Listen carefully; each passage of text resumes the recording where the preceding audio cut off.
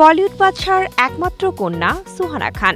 এর আগে অমিতাভ বচ্চনের নাতি অগস্ত্য নন্দার সঙ্গে প্রেমের গুঞ্জনে নাম জড়িয়েছিলেন তিনি। তবে সে বিষয়ে নীরব থাকলেও এবার দক্ষিণ কোরিয়ান কে-পপ তারকা কিম জন মিয়নের যে প্রেমে পড়েছিলেন তা অকপটে স্বীকার করেছেন। এমনকি এই তারকার সঙ্গে নাকি ডেটে যেতে চেয়েছিলেন সুহানা খান।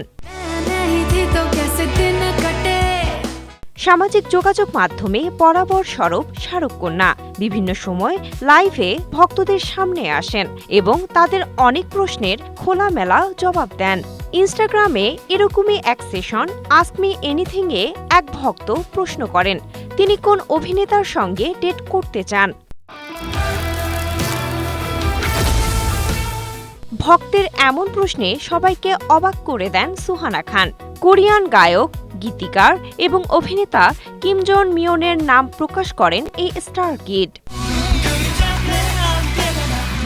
শাহরুখ খানের মতো তারকার ঘরে জন্মগ্রহণ করায় বলিউড নেপোকিড সুহানাকে সুবিধা অসুবিধা সবকিছুর মুখোমুখি হতে হয়। কিন্তু সুহানা তার পারিবারিক প্রভাব না খাটিয়ে সবসময় নিজের পরিচয় তৈরি করতে চেয়েছিলেন, আর সে চর্চা এখনও তিনি করে যাচ্ছেন। এ কারণে নিজের দক্ষতা বাড়াতে তাইকোয়ান্দো শেখা এবং অভিনেত্রী হিসেবে যোগ্যতা বৃদ্ধি করার জন্য নিজেকে নিংড়ে দিচ্ছেন। এবছরের একদম শেষ দিকে সুহানা খান তার বাবা শাহরুখ খানের সঙ্গে বড় পর্দায় হাজির হচ্ছেন।